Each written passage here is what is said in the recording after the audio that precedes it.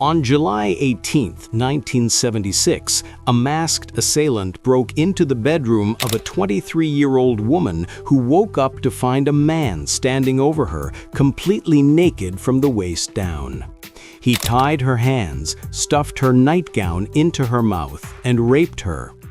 After he left, she managed to dial 911, even though her hands were still tied. She was the first victim. Over the next 12 months, the man, nicknamed the Eastern District Rapist, attacked his victims again and again. Sometimes the attacks occurred just a few days apart. The maniac usually chose single-story houses, broke in through the windows, and tied up his victims' hands. He blinded the women with a bright light and threatened to kill them. The attacks turned the quiet life in Sacramento upside down. Townspeople began to arm themselves with guns and baseball bats, buy guard dogs, and lock their doors for the first time in their lives. The Eastern District Rapist committed increasingly sadistic crimes. He took trophies from his victims, such as jewelry.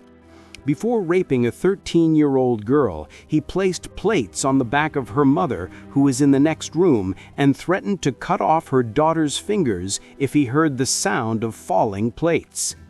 Another woman's home phone rang, and the call was recorded. The Eastern District Rapist, investigators believe it was him, whispered the same phrase over and over, "I'll kill you, I'll kill you." The criminal raped more than 24 women before committing his first known murder in 1978.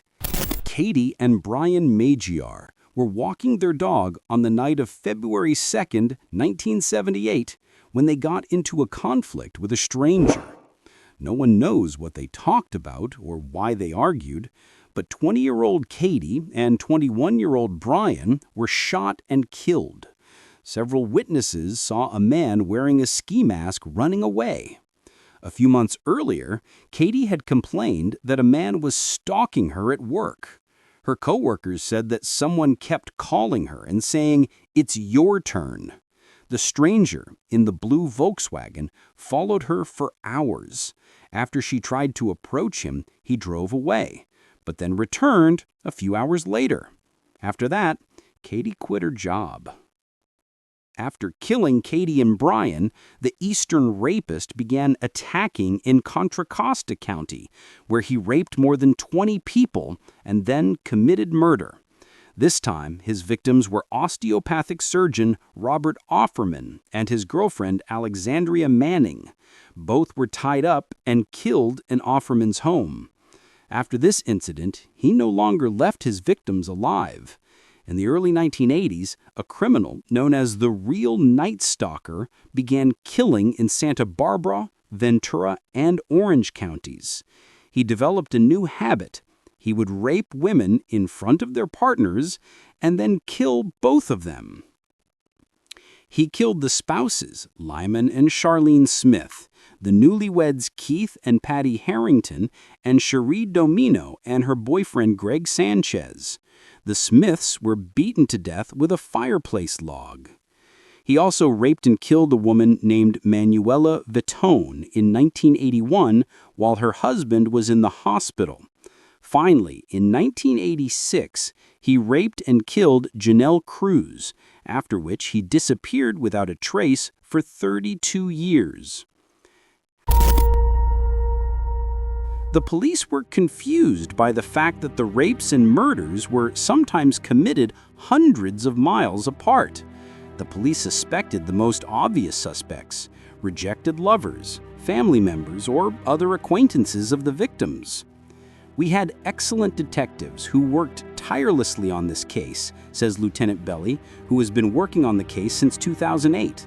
According to him, no one could have imagined at the time that the perpetrator from Southern California would turn out to be the killer everyone was looking for. 10 years after Cruz's murder, it was discovered that DNA from her body matched DNA from the bodies of the Harringtons and Vitone. Over time, it became clear that the DNA also matched the DNA from the murder scenes of Domino and Sanchez, as well as the Smiths and several rape scenes in Contra Costa in the late 1970s. For decades, police had the DNA of the Golden State Killer, but they couldn't find any matches in their database. This meant that the man had never been prosecuted.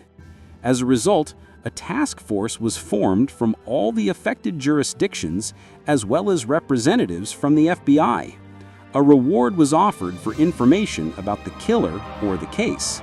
Police and journalists received thousands of tips, but the suspect was never found. All that changed 2 weeks ago. On April 25th, Sacramento County District Attorney Anna Maria Schubert announced that 72-year-old Joseph James D'Angelo had been arrested and charged with the murders of the Smiths, the Harringtons, and other victims. The night before, rumors of the arrest had spread among the community of survivors and relatives of the victims. Lead Detective Cruz called her sister Michelle and their mother to share the news. "I cried and cried," she said. Her mother was also in shock, she said.